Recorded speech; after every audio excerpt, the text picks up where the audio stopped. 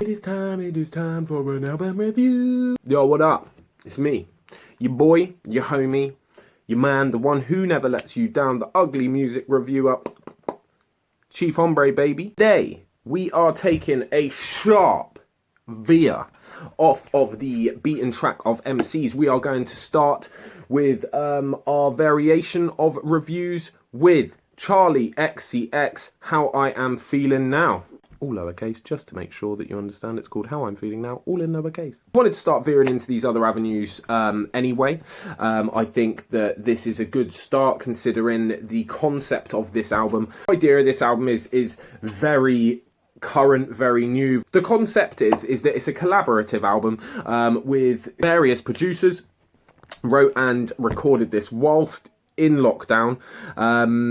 So, you know, she was actually doing a lot of networking and a lot of sort of live streams with people like Diplo, Rita Ora and others to gain interest. So let's delve into this. I'm actually really excited about this. Let's go. Charli XCX was starting this album. First song, Pink Diamond. As we start this album, yeah, with Pink Diamond, that instrumental that this starts with, right? We're starting with a sort of 16-bit synth-esque, sort of heavy overload of fucking noise and sounds. The way that instrumental comes in very much reminds me of a grime instrumental, yeah? Straight away, I was thinking, oh, what? Fully spun my head, thinking I'm going into this pop album.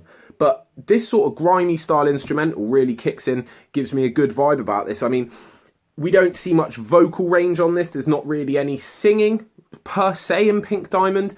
It's more, you know, go hard, pink diamond in the dark. Charli XCX's voice sounds relaxed. It sounds very calm on this. She sounds very nonchalant, should I say. Gives us a real immersion straight into that project and almost gives us a real indication of where we're going with this album. First song, introduction to this album. If I was to jump on this now, I would say Charli XCX is an interesting artist. It feels like a lot of thought into the production, and if we're looking at the production on this level going ahead, we are looking at some very, very interesting pop. As a start track, I think this is fucking very strong. Next track, Forever, yeah. This one comes in, again, synth heavy, 16-bit distortion at the start. Between intro to vocal, it bounces perfectly to this sort of auto-tuned vocal it's so mellow, it's snug amongst that beat. And then, you know, as we go through, the vocal starts to become clearer in regards to the auto-tune sort of fades away for the hook. Clear, concise, nice vocal. Beat feels futuristic, whole track feels futuristic. The way her vocal sits in there, amongst that sort of crashing 16-bit synth sounds, that distorted, almost sort of an organised chaos. And then after the middle hook, we have sort of this little beat change. It's quite nice. It's a nice track. And here we start to see a bit more range in regards to her vocals. We're getting these higher notes and she's holding them nice, you know. Let's go into the next one now. I know this next track, Claws, so we'll just go straight into this. So we're on to track 3, Claws. Now this is really the clincher that got me interested in this album in the first place and really, you know, hooked me in. The video's quirky, it's weird, it's cool, it's current, and the beat to match. Tronic feel going throughout this album. We're not slowing down at all. I mean, in this we got this catchy vocal. I like everything about you. That will stay in your head for fucking days. Yeah, I mean, the end is dragged out a little bit, I'd say, on this, but the reason is behind that is because it is a very short song, I think.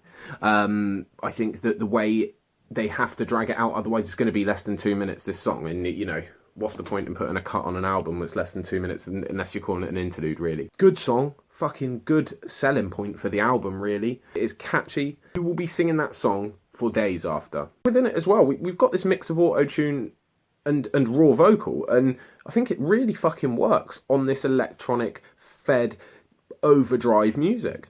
This is my standout track so far, but then again, the intro, the first track was again the same vibe, and it's still as strong. Next up, we have track 4, 7 Years. Sticking with that overarching theme of the album, the harmony on the intro is very nice. By the time that beat kicks in, her voice is main instrumental, if you get what I mean. Beat becomes very much secondary to her vocal. Possibly my most disliked track of the album so far, but that doesn't mean that I don't like it. It's just not a standout. It doesn't hit as hard as the others, but that doesn't mean it's a bad song. I actually think it's a really catchy, nice little song. Boom. We're on to track 5, Detonate. This sort of felt like a bit like someone got a really heavy drum bass tune and they just sucked all the weightiness out of it, right? They've just sucked all that grime out of it and they've just replaced it. They've just brushed it up, yeah, it's a little polish here, little polish there. Let's make this luscious, let's make this beautiful. It's not a bad thing. I think it's great really for pop drum and bass, I should say. Sort of, you know, mainstream drum and bass, which you can really fit a vocal on. That hook. I could see this as an easily commercially available song, which we will probably hear. The way it's switched now to this sort of luscious drum and bassy feel, maybe not drum and bass, you can't just class, I'm not just going to chuck it in that category, but it's got that feel of this sort of raw vocal with just an auto-tune airbrush on it. It's like they know that it's good enough, the vocal, they can hear it strong enough, but they just add that for that effect, almost to keep to the aesthetic of the album. That's the way that feels. It feels like it's just aesthetically pleasing to keep me bought into that electronic feel of the album. So it's probably one of my high points on this album, and I do really rate this. Track up, we have Enemy. Comes in with this like echoed guitar. It feels like it's going to be a deep track, like a soulful track, and it is a very deep track. The deepest track on the album so far. 7 years, obviously the concept of 7 years is a nice concept. It's very introspective. I always say that word, I know I do, but I like that word, and I like music that is introspective and explains about people. Little pitched harmonies, and then, you know, all these different sounds that come together during the breakdown. All of that together makes for a very luscious song, makes for a very inviting listen. One of my high points of the album so far. Boom, now we have hit my favourite track of the album so far. This is I Finally Understand, track 7, right? Mock drum and bass, this is more mock jungle. It feels just like someone's taken the oomph out and they've added a sort of a different wave to it almost, you know? Quite a lot of vocal chops and cuts, and they suit it really well. What I will say is this, when this beat first kicks in, it's very much like the music you see, right? The kids hanging around the play park whilst they're having a little beer on a Friday night, yeah? The way her vocal comes in and then it just cuts. Attitude, it has style, it is nice on this beat, it works perfectly. I love this tune. Now, obviously we can sit here and go, oh, it's mock jungle, it's mock drum and bass, but it's not. It's its own thing, right? Let's be honest. It's that pop drum and bass, right? Something for the masses, which you're not going to hear on your favourite sound system. You don't want to be off your fucking nut going into this shit. Therein lies the problem also, I think, with a lot of when we get subgenres and cultures mix. I think this is when we have a problem, because then you get, you know, purists of either side sort of turn around going, well, I don't want this. I don't want this. I appreciate it and I actually like it. I think if you're going to get this as a product at the end of it, what's the problem? This is a very catchy, likeable song. You've got a lot of, as I say, her vocal is very crisp on it. It's very clean. You know, I like it feels like that jungle beat, but it just feels like someone's put a filter over it. I rate it. I say this is my high point of the album so far. Shit's just got me like. Next track we have C 2.0. You're instantly hitting this song with just this fucking overload of sound, yeah, just this fucking wall. Just smashes you in the face straight after that other track. And then we get sort of this spacey repeated vocal, which leads us into this weird, weighty, distorted bass. And this is probably the most experimental song on the album that I've heard. I mean, the lyrics for now, current, are very relevant, you know, missing a click. And it's the only track that I feel that her vocal got fully lost in. After that weighty distorted bass, we get the other beat, which is, it leads into this other completely different vibe almost, you know, but with that just repeated little vocal in the back, right? It basically starts its new beat. It's very experimental, as I say, and it very much suits the project that it is on. Just weren't my favourite song of the album, and it is one that I wouldn't really listen to. That came out of left field for me, man. After that other tune, I'm just fucking vibes in there, like, and then that just, boom. We got Party For You. This is track 9. First verse and hook, I could not get into this. Just did not do anything for me. Felt the writing was a little bit sloppier on it. The beat's all right.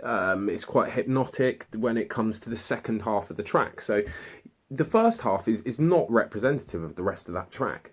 Completely changes after like the second hook. After that is when I would listen to that song. I just didn't like the start, I'll be honest. I just could not get into it. By halfway through, when we then got to the turn, is when I fully enjoyed that song.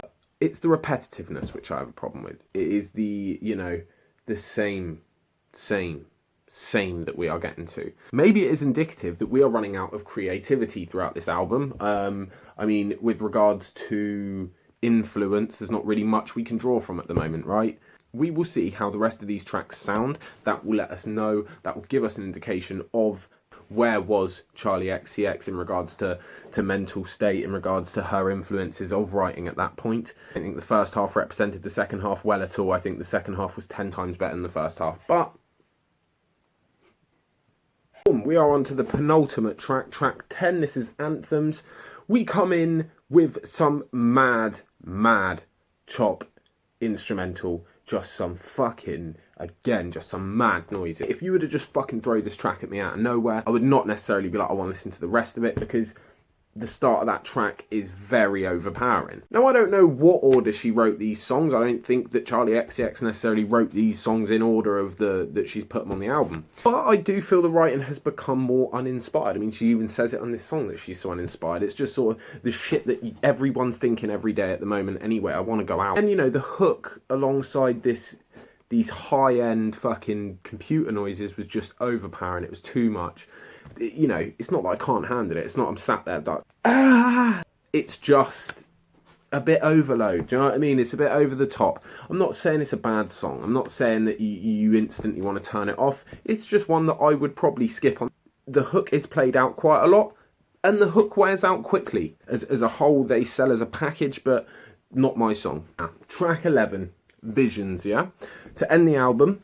Now, I'll be honest, I'm really disappointed in the way this album ended, considering the journey we've just been on through this. First half of the song was lovely, yeah? We had sort of, you know, gentle, soft vocal, high pitch throughout, heartfelt. This vocal feels more heartfelt than the other tracks in a sense, you know?